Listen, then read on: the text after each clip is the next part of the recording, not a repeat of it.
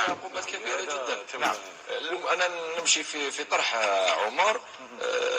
من الممكن جدا أن الاتحاد الكونغولي تعرض لضغوطات كبيرة من الكاف من أجل أن يحذف أو يسحب البيان الأول ويعوضه ببيان آخر أقل حدة في الاتهامات الموجهة إلى المدرب المغربي ولاعبي المنتخب المغربي. الآن كخلاصة ما حدث يبقى واقعة لا تشارف كرة القدم الإفريقية. المباراة كانت عادية جدا، صحيح لعبوا في درجة حرارة عالية، احنا لعبنا في درجة حرارة عالية وانتهت المباراة بسلام، ولو انه مباراتنا ربما كانت اكثر حدة، 1-0 1-2-1 و2-2 في اخر دقائق المباراة. ضيع ركلة جزاء وضيع هدفين حقيقيين. انا عندي ربما بعض الكلمات البسيطة فيما يخص هذا الموضوع.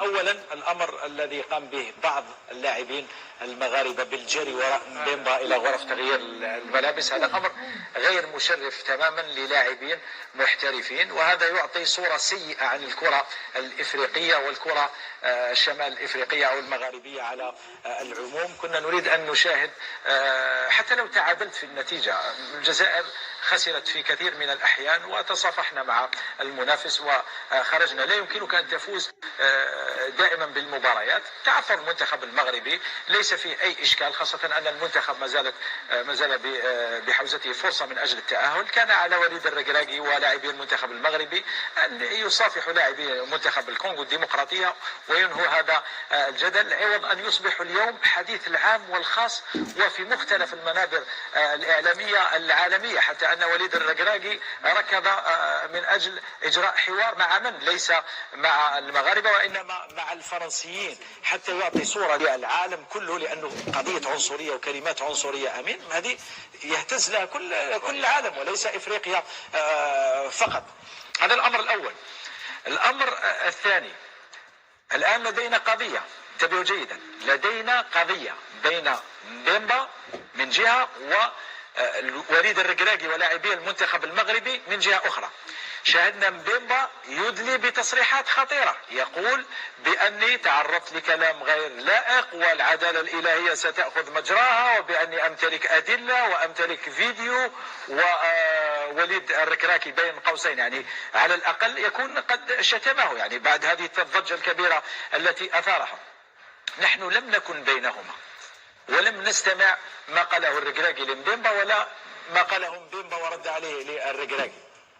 ولكن الآن بما أنه فيه طرفين وفيه اتهامات خطيرة يجب أن يعاقب أحد الطرفين. الآن الكاف يجب أن تفتح تحقيق إن شاء الله يكون بسرعة قصوى مثل ما حدث في قضية عادل عمروش، يعني في 24 ساعة لم يتم الاستماع لعادل عمروش وتمت معاقبته وثمن مباريات كاملة وكأنه قتل نفسا. يعني خلينا بعدين نرجع لعادل عمروش. الآن في قضية وفي طرفين، في مبيمبا يدلي بتصريحات خطيرة يتهم فيها المدرب الركراكي ولاعبي المنتخب المغربي، وفيه بيان أيضا من الاتحاد الكونغولي يدعم فيه لاعبه ويطالب الكاف بالتدخل ويقول بأني قدمت شكوى على مستوى الكاف. الآن أنا نفهم شيء، لسنا لا مع مبيمبا ولا مع الركراكي ولا مع لاعبي المنتخب المغربي، لأننا لم نستمع ما دار بين الطرفين. الكاف لديها ميكروفونات داخل أرضية الميدان، لديها قارئي الشفاه، يمكن بكل سهولة أن تتأكد ما قاله مبيمبا أو ما قاله الركراكي وما رد به مبيمبا. المهم في نهاية المطاف يجب أن تكون هناك عقوبة. لا أقول عقوبة على مبيمبا ولا أقول عقوبة على الركراكي وعلى لاعبي المنتخب المغربي، أقول يجب أن تكون هناك عقوبة. يا إما مبيمبا إنسان مفتري وإنسان كاذب ويكيل بالاتهامات جزافا على الناس ويجب أن يعاقب، يجب أن يوقف عند حده، أو أن هذه الاتهامات صحيحة وحقيقية وبالتالي يجب أن يعاقب مدرب المغرب ويعاقب لاعبون الذين أرادوا الاعتداء على مبيمبا. أما أن يقفل الآن ملف القضية ونقول بأننا يعني نكن كل احترام لمبيمبا ولم يحدث أي شيء ومجرد أدرينالين، هذا هو الأمر الذي لا يجب أن يكون. من أجل تحقيق العدالة مثل ما حكمتم عادل عمروش وأوقفتموه ل8 مباريات وغرامة مالية لمجرد تصريحات، أتمنى الآن أن تفتح الكاف بسرعة فائقة مثل ما حدث في قضية عمروش، بسرعة فائقة يفتح ملف القضية. قلت وأعيد وأكرر لسنا لا مع مبيمبا ولا مع الركراكي، ولا نعلم إن كان مبيمبا صادقا أو كاذبا، ولا نعلم إن كان الركراكي صادقا أم كاذبا.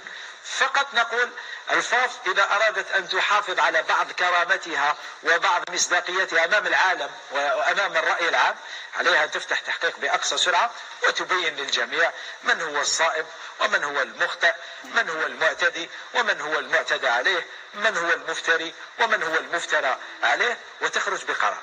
أما أن يطوى الملف ويوضع في الأدراج فهذا الأمر لن يكون مقبولا، وسيسود وجه الكاف الذي اسود وجهها يعني منذ زمن طويل، ويعيث فيها الفساد فسادا يوما بعد يوم. تفضل قاسي سعيد. شحال يفتح التحقيق؟